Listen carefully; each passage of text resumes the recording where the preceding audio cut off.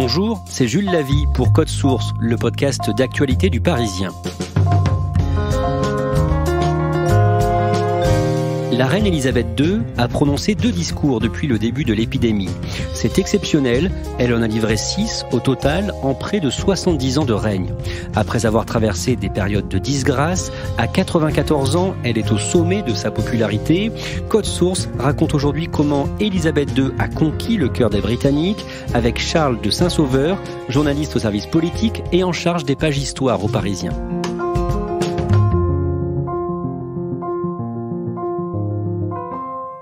I'm speaking to you at what I know is an increasingly challenging time. Le dimanche 5 avril, alors que l'épidémie de Covid-19 sévit un peu partout dans le monde, Elisabeth II prend la parole en direct à la télévision. C'est le soir du 5 avril. Les Anglais viennent d'apprendre que Boris Johnson a été admis en soins intensifs à l'hôpital. Le pays doute beaucoup. Et Elisabeth II prend la parole devant 25 millions de Britanniques et même 3 millions de Français. Dans les années à venir, j'espère que chacun pourra être fier de la façon dont nous avons relevé ce défi. Elle a choisi une robe de couleur verte. Le vert, c'est la couleur de l'espoir, pour délivrer un message aux Britanniques. Ne perdez pas espoir et surtout, nous nous reverrons. We will meet again. But for now, I send my thanks and warmest good wishes to you all. Charles de Saint-Sauveur, on va revenir avec vous sur ces 60 années de règne pour comprendre cet attachement des Britanniques à la famille royale en 2020. Elisabeth Alexandra Mary Windsor, née le 21 avril 1926 à Londres. Elle naît en présence du Home Secretary, c'est l'équivalent du ministre de l'Intérieur, au nom d'une vieille tradition britannique qui date du XVIIe siècle, qui veut qu'effectivement on se méfie des échanges possibles de bébés. Et heureusement, cette tradition a disparu, mais Elisabeth est sans doute l'un des derniers Royal Babies à être né en présence du ministre de l'Intérieur. À quoi ressemble son enfance ? C'est une enfance qui se passe dans un cocon très ouaté. Déjà, il y a beaucoup d'amour, beaucoup de tendresse, ce qui est pourtant pas le fort des Windsor. Son grand-père, le roi George V, l'adore. Elle monte même sur son dos comme s'il s'agissait d'un poney. C'est assez étrange parce que George V est quelqu'un d'assez hiératique, de très sérieux. Sa grand-mère aussi, qui est la reine Mary, adore cette petite fille qu'elle trouve absolument délicieuse. Il y a la petite sœur qui naît en 1930. Et ils forment une espèce de quatuor. Son père, d'ailleurs, Albert, le futur George VI, parle de Us Four, nous quatre, pour qualifier son foyer. Le 20 janvier 1936, l'oncle de la jeune Elisabeth monte sur le trône et à la surprise générale, Édouard VIII abdique moins d'1 an plus tard. Il abdique parce qu'il choisit d'épouser Wallis Simpson, qui est une Américaine, 2 fois divorcée. Et le gouvernement britannique fait pression pour que cela n'arrive pas. Il n'en est pas question à l'époque. Et il choisit de renoncer à sa couronne. Elisabeth a alors 10 ans et devient 2e dans l'ordre de succession. Son père hérite du trône, un trône dont il ne voulait pas, c'était pas du tout attendu, et de fait, Elisabeth se retrouve propulsée dans la lampe de rancement, elle devient effectivement 2e dans l'ordre de succession, et donc destinée à régner. Pendant la Seconde Guerre mondiale, c'est son père George VI qui doit guider le pays. George VI, c'est un modèle pour elle ? Oui, c'est un modèle parce qu'il ne voulait pas régner. Il était effrayé par la couronne, à tel point que quand il apprend qu'il va devenir roi, il s'effondre en larmes dans les bras de sa mère, la reine. Mais il fait face très courageusement. Il est affecté d'un bégaiement qui le handicape beaucoup. Il est introverti, pas du tout à l'aise dans ses habits de monarque. Et pourtant, la guerre arrive et là, il va se comporter en souverain vraiment très courageux, aller faire des visites dans les quartiers déshérités ou bombardés, prendre d'énormes risques pour sa vie et former un duo avec Winston Churchill, qui est son Premier ministre, très efficace, un duo vraiment institutionnel qui tient la rampe. En octobre 1940, le moral des Britanniques est au plus bas et on demande à la jeune princesse, âgée seulement de 14 ans, de prendre la parole à la radio. Princess Elizabeth. In wishing you all good evening. C'est son premier speech à la BBC, à des fins de propagande. C'est une émission qui est très suivie, qui s'appelle Children's Hour, l'heure des enfants. Les petits Britanniques l'écoutent très régulièrement et Elisabeth livre un message très rassurant. Elle dit aux enfants de ne pas s'inquiéter, que tout se passera bien. Ce sont ses mots. Tout ça alors que les bombes pleuvent sur Londres et que le pays a vraiment de quoi s'inquiéter. It will be for us, the children of today, to make the world of tomorrow a better and happier place. À la fin de la guerre, elle va s'engager pour son pays. Elle s'engage à la fin de la guerre, à plus de 18 ans, vraiment dans les derniers mois, dans l'armée de réserve, donc elle combat pas. Elle est conductrice de camions, conductrice d'ambulance et même spécialisée dans la réparation des moteurs, ce qui la passionne. Le 7 mai 1945, le régime nazi capitule et le lendemain, le 8 mai, le Royaume-Uni célèbre la fin de la guerre. Comment Elisabeth vit ce moment historique ? Alors c'est un moment de grande émotion pour elle parce que son père est au balcon de Buckingham, à côté de Winston Churchill et puis d'elle-même, et la foule l'acclame à 8 reprises, un peu comme au théâtre. Le deuxième moment très fort de cette soirée, c'est que son père l'autorise à disparaître dans la foule, à aller crier « Vive le roi, vive la reine », comme tout le monde, comme n'importe quel Anglais. Ce sont vraiment les premiers et les derniers moments de liberté qu'elle va avoir, et donc c'est une soirée absolument mémorable, comme elle le confiera plus tard. Parce qu'après, elle vit comment ? Depuis ses 10 ans, donc depuis que son père est devenu roi, elle vit à Buckingham, un endroit qu'elle n'aime pas beaucoup. C'est un dédale de 600 pièces où elle se sent pas du tout à l'aise. C'est une héritière. Tout est guidé par les lois du protocole. Ses amis lui font la révérence. On l'appelle Mom, pas forcément Elisabeth. Il y a vraiment que dans son cocon familial que tout se passe à peu près normalement. Mais sinon, effectivement, c'est déjà quelqu'un qui est appelé à régner, donc avec une vie très particulière. Le 21 avril 1947, la jeune Elisabeth prononce son premier discours à la nation britannique. Ça se passe au Cap, en Afrique du Sud, et effectivement, c'est un discours qui est fondateur dans sa vie. C'est son premier voyage officiel, et elle fait un serment ce jour-là, en disant à la radio « Ma vie entière, qu'elle soit longue ou courte, sera consacrée à vous servir. » And the service of our great imperial family, to which we all belong. Toujours en 1947, elle se fiance avec le prince Philippe de Grèce et du Danemark. Oui, c'est un cousin au 3e degré qu'elle a rencontré en 1939. Ils ont fait une partie de croquet. Il a 5 ans de plus qu'elle. La légende, sans doute un peu dorée, dit qu'elle est tombée tout de suite éperdument amoureuse. Elle avait que 13 ans. Ils ont continué à correspondre par lettres et puis progressivement, le ton est devenu un tout petit peu plus idyllique jusqu'en 1944 où leur relation va vraiment commencer, à Balmoral d'ailleurs, au château de la famille Windsor en Écosse. En 1952, Elisabeth est en voyage officiel en Afrique quand son père meurt des suites d'un cancer.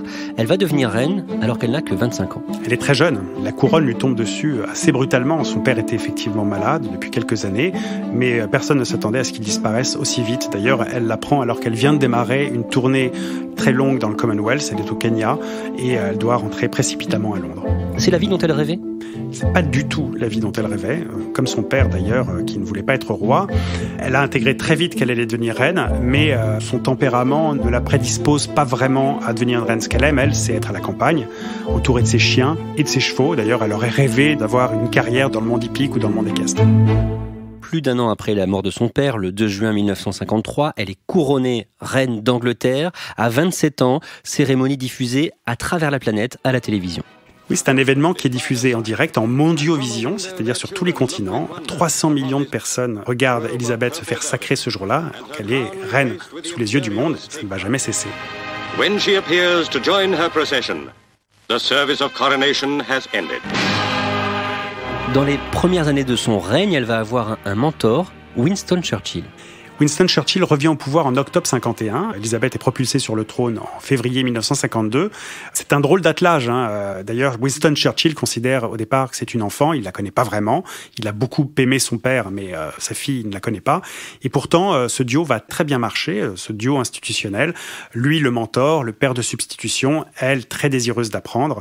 Ils vont cheminer ensemble pendant quelques années. Elle apprécie beaucoup Winston Churchill, comme tous les Anglais d'ailleurs. Elle lui fera un honneur très rare quand Churchill partira de Downing Street en venant déjeuner dans la résidence du Premier ministre, qui ne se fait jamais. C'est la reine.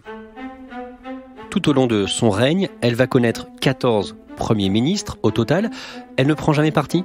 La reine ne prend jamais parti. C'est vraiment la condition sine qua non de la monarchie parlementaire anglaise. Elle est au-dessus des clivages. Quand elle rencontre tous les mardis en audience privée ses premiers ministres, la reine ne procède que de façon indirecte. Plutôt que de manifester son opposition, elle va plutôt dire « ne croyez-vous pas que » ou alors « on me rapporte que ». C'est sa façon à elle, très subtile, de marquer une sorte de désapprobation dont le Premier ministre n'est pas du tout obligé de tenir compte puisque les pouvoirs de la reine sont très très limité. Elle va être en désaccord notamment avec Margaret Thatcher. Margaret Thatcher lui plaît pas beaucoup, en tout cas au début, parce que c'est une libérale vraiment brute de décoffrage, et que la reine, elle, a des convictions chrétiennes très ancrées, et aussi, bon voilà, c'est une conservatrice qui n'aime pas trop qu'on bouscule la société. Le contraire de ce que fait Margaret Thatcher. Dans les années 90, sa famille va exploser au grand jour dans les journaux. 3 de ses 4 enfants vont divorcer. Pour cette reine très pudique, élevée selon les codes du monde ancien, c'est de voir sa famille littéralement se déliter sous l'œil du monde entier à travers les tabloïds qui en font leur chou gras. C'est d'une violence absolue, elle le vit très mal. Évidemment, notamment la séparation puis le divorce de son fils Charles avec Lady Di, qui est un espèce de poison lent comme ça, qui met vraiment à mal la monarchie. C'est elle d'ailleurs qui va imposer le divorce en jugeant qu'à un moment donné, trop c'est trop et que ça fait vraiment vaciller la couronne.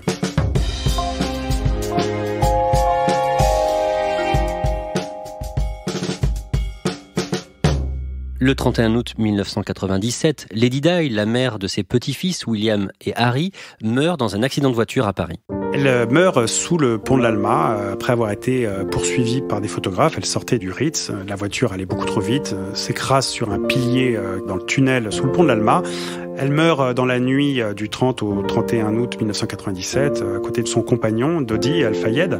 Et c'est immédiatement un bouleversement total dans le monde, et puis particulièrement au Royaume-Uni, où immédiatement des centaines et des milliers de roses sont déposées devant sa résidence Kensington Palace. Il y avait là des centaines de gens qui apportaient des fleurs. Nous étions littéralement estomaqués. La foule a besoin d'un exutoire pour laisser parler son cœur. Des registres de condoléances sont ouverts au palais de Buckingham. Ils attirent des milliers de personnes. Que fait Élisabeth II à ce moment-là? Elle est où? Elle fait quoi? Élisabeth II, publiquement, ne fait rien, ne dit rien. Elle est recluse au château de Balmoral, ne s'exprime pas. Elle s'occupe de ses petits-enfants, Harry et William. Et de toute façon, elle est d'une autre génération.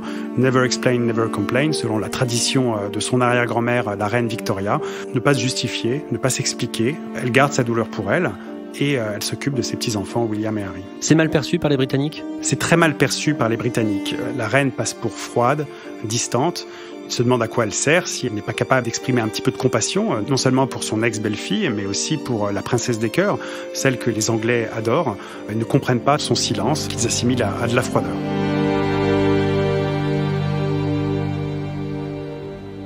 C'est le Premier ministre Tony Blair qui va la convaincre de s'exprimer. Oui, Tony Blair a compris que le peuple voulait un geste de la reine, voulait un peu de compassion, et il va en parler à la reine. C'est très bien décrit d'ailleurs dans le film de Stephen Frears qui s'appelle The Queen. La reine est réticente, puisque effectivement, c'est pas du tout sa façon de faire, mais elle va comprendre qu'elle n'a pas le choix et qu'il lui faut s'exprimer, il faut se montrer un petit peu de compassion. Et finalement, elle prononce un discours. I admired and respected her for her energy and commitment to others, and especially for her devotion to her 2 boys. Au bout de 6 jours, elle va prendre la parole à la télévision et prononcer un discours qui fera date. Elle rend hommage à la princesse Diana en parlant d'une personne talentueuse, d'une personne exceptionnelle. C'est vraiment ce que les Britanniques veulent entendre. Et puis elle s'exprime surtout en tant que reine et en tant que grand-mère. Et ça, vraiment, ça va beaucoup parler et beaucoup faire pour sa popularité. So what I say to you now, as your queen and as a grandmother, I say from my heart. La même année, 1997, la famille royale va changer sa stratégie de communication. Oui, ils vont comprendre quand même que quelque chose s'est très mal passé, qu'ils sont plus en adéquation avec la nation, avec ce que veulent les Anglais, qui sont sans doute un peu trop à l'écart. Donc ils vont changer leur politique de communication, vont changer aussi les personnes. Les stratèges de Buckingham, vraiment, qui sont des hauts fonctionnaires, vont progressivement être remplacés par d'autres, plus jeunes, des experts en relations publiques, qui vont vraiment driver, c'est-à-dire conduire le changement dans la douceur. Ça fonctionne? Ça marche très bien. Il faut quelques années quand même pour redresser la barre. C'est une entreprise de longue haleine. Mais oui, ça va marcher. En 2005, elle accepte que son fils Charles se remarie avec sa maîtresse de toujours, Camilla Parker Bowles. Ça prouve qu'elle a changé? Au début de son règne, il n'était même pas question qu'elle ait à sa table des couples divorcés. Alors, accepter que son fils se remarie avec une personne divorcée, qui est sa maîtresse depuis très longtemps, oui, c'est déjà un sacré changement. ici ce pont qui est en train de s'ouvrir pour laisser passer le Spirit of Chartwell sur lequel est embarquée une partie de la famille royale, Elisabeth II, qui fête donc ses 60 ans de règne. Et puis, le 3 juin 2012, ces 60 ans de règne sont célébrés partout dans le royaume et les Britanniques y participent avec enthousiasme. Oui, c'est une fête absolument incroyable. Elisabeth est au crépuscule de sa vie, mais vraiment au zénith de sa popularité. Elle n'a jamais été aussi aimée dans son royaume. C'est vraiment une granny, une grand-mère comme les Anglais les adorent. Le jubilé de 2012, qui marque les 60 ans de son règne, c'est vraiment une incroyable démonstration de ferveur du peuple britannique pour sa reine. Elle est formidable, c'est une légende, on l'adore. Elle est notre monarque depuis si longtemps. Elle était déjà là pendant la guerre avec son père. Moi, j'aime ça. Le 9 septembre 2015, elle bat le record de longévité sur le trône d'Angleterre, dépassant la reine Victoria. Est-ce qu'elle pense, à ce moment-là, à abdiquer, à transmettre la couronne ? Elisabeth n'a jamais songé à abdiquer, pas question pour elle. Elle a été très claire en 1947 lors de son discours du Cap. C'est un travail à vie, un métier à vie qu'elle va exercer jusqu'à son dernier souffle. En revanche, elle prépare la suite, c'est-à-dire qu'elle transmet progressivement le flambeau à son fils Charles, qui la représente dans de plus en plus de cérémonies. Et à partir de 2015, voilà, la reine qui a 89 ans à ce moment-là ne voyage plus. Donc c'est vraiment Charles maintenant qui va s'en charger. Depuis le 19 mars, Elisabeth II et son époux, le prince Philippe, sont confinés au château de Windsor. Elle fait donc un premier discours le 5 avril, on l'a vu au tout début de cet épisode, puis un second le 8 mai. Pourquoi cette date, d'un mot ? C'est une date qui est très importante parce que c'est exactement 75 ans, jour pour jour, heure pour heure, après le discours de son père, le roi George VI, aux Britanniques pour leur annoncer la fin de la Seconde Guerre mondiale. Donc vraiment, voilà, une date symbolique très forte. Never give up, never despair. They fought so we could live in peace, in a world of free nations. Et pour Elisabeth, un moment très important parce que c'est l'occasion de rendre hommage à son père, qu'elle a adoré et qui a beaucoup compté ensuite pour la conduite de son propre règne. Charles de Saint-Sauveur, Elisabeth II a prononcé au total 6 discours pendant son règne, dont 2 ces derniers mois pendant la crise du coronavirus. Pourquoi ? Alors, il ne faut pas exclure que c'est peut-être l'un de ses derniers discours, mais surtout, le plus important, c'est qu'elle continue à faire son job. Et elle le fait très bien. La nation doute, la nation est déprimée. Le coronavirus a tué plus de 30 000 Britanniques à ce moment-là. Et donc la reine, qui se porte d'ailleurs comme un charme malgré ses 94 ans, livre des paroles très apaisantes. C'est un petit peu comme les rois thaumaturges de l'époque. Le roi te touche, Dieu te guérit. Ben voilà, la reine ne guérit pas, bien évidemment, mais elle rassure par ses paroles. Vous venez de nous raconter assez brièvement finalement la vie de la reine, mais il y a eu des films, des séries qu'on peut voir sur Netflix sur la reine. Qu'est-ce que ça a changé pour les Britanniques de voir la reine comme ça dans ces fictions ? Je crois que les Britanniques étaient habitués à voir la reine avec sa couronne, avec ses devoirs, sa charge. Ils la respectaient, l'admiraient beaucoup, mais l'aimer en tant que personne, c'est autre chose. Et les séries, notamment The Crown, qui est une série très très populaire, permet d'entrevoir même de façon très romancée la reine en tant que personne. Et ça, évidemment, ça compte beaucoup, parce qu'on se rend compte que voilà, son job, il n'est pas facile du tout, et qu'elle l'a conduit avec une constance absolument remarquable. Et ça montre aussi que derrière le scintillement de la couronne, derrière la pompe monarchique, il y a une femme avec un cœur qui bat, des émotions, des doutes, beaucoup de moments difficiles en tant que mère, en tant que femme, qu'épouse. Et donc, voilà, les Britanniques se sont mis à l'aimer profondément et redoutent d'ailleurs qu'un jour ou l'autre, une page se tourne définitivement. Merci à Charles de Saint-Sauveur. Code Source est le podcast d'actualité du Parisien, disponible chaque soir du lundi au vendredi. Si vous aimez Code Source, n'hésitez pas à nous le dire en mettant des petites étoiles et en vous abonnant sur votre application de podcast préférée comme Apple Podcast ou Podcast Addict. Cet épisode de Code Source a été conçu et préparé par Marion Botorel, production Thibault Lambert et Benjamin Boucriche, réalisation Alexandre Ferreira.